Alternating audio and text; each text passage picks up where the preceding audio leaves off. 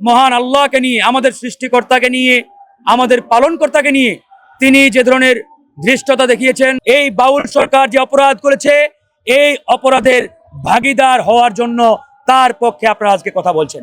এটা কোনোভাবেই ক্ষমা করার বিষয় নয়, ক্ষমা করার যোগ্য নয়।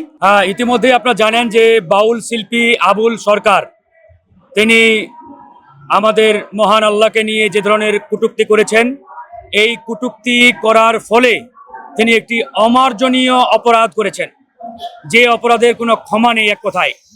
আসলে দেখেন, আমরা গণ অধিকার পরিষদ সবসময় মুক্ত স্বাধীনতায় বিশ্বাসী, বাক স্বাধীনতায় বিশ্বাসী। আমরা মনে করি যে একটি গণতান্ত্রিক বাংলাদেশ বিনির্মাণ করতে হলে কোনোভাবেই জনগণের বাক স্বাধীনতার উপরে হস্তক্ষেপ করা যাবে না, হস্তক্ষেপ করার কোনো সুযোগ নেই। কিন্তু বাক স্বাধীনতা মানে এটা নয় যে আপনি যা ইচ্ছে তা করবেন, আপনি আরেকজনের ধর্মীয় অনুভূতিতে আঘাত করবেন, ধর্ম নিয়ে কটূক্তি করবেন। এটা এদেশের ধর্মপ্রাণ মুসলমানেরা কোনোভাবেই বরদাস্ত করবে না। ইতিমধ্যে আপনারা বাউল শিল্পী আবুল সরকারের ভিডিওটি দেখেছেন। সেই ভিডিওটি দেখে আপনার মধ্যে যদি ইমানিত্বের ন্যূনতম রক্ত প্রবাহিত হয়, মুসলমানিত্বের রক্ত প্রবাহিত হয়, আপনার স্থির থাকার কোনো কথা নয়। কারণ আমরা যারা ইসলাম ধর্মের অনুসারী, আমরা যারা ইসলামকে অনুসরণ করি, মুসলমান, সুতরাং আমাদের মহান আল্লাহকে নিয়ে, আমাদের সৃষ্টিকর্তাকে নিয়ে, আমাদের পালনকর্তাকে নিয়ে তিনি যে ধরনের ধৃষ্টতা দেখিয়েছেন, বক্তব্য দিয়েছেন, এটা আসলে কোনোভাবেই আমরা মানতে পারি না, সহ্য করতে পারি না। ইতিমধ্যে সরকার তাকে গ্রেপ্তার করেছে, গ্রেপ্তার করে ইতিমধ্যে তাকে বিচারের মুখোমুখি করা হচ্ছে।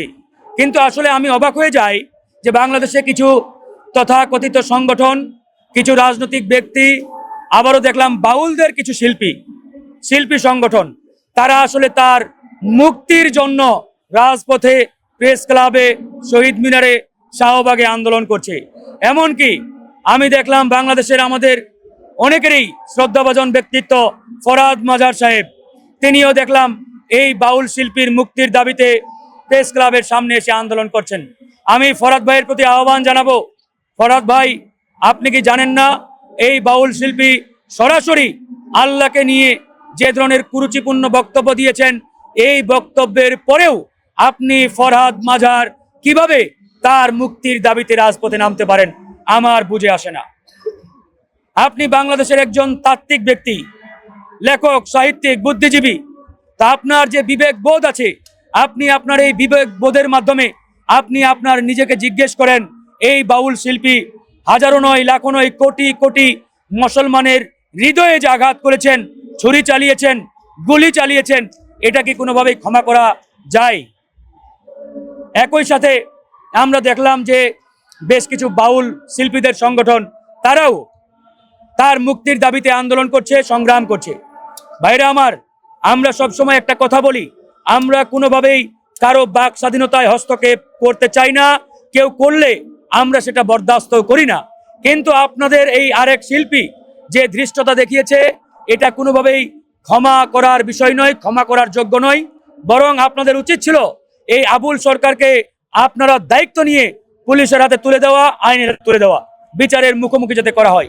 কিন্তু আপনারা তার মুক্তির দাবিতে নামছেন, মানে আপনারা নিজেরাও এই বাউল সরকার যে অপরাধ করেছে, এই অপরাধের ভাগিদার হওয়ার জন্য তার পক্ষে আপনারা আজকে কথা বলছেন।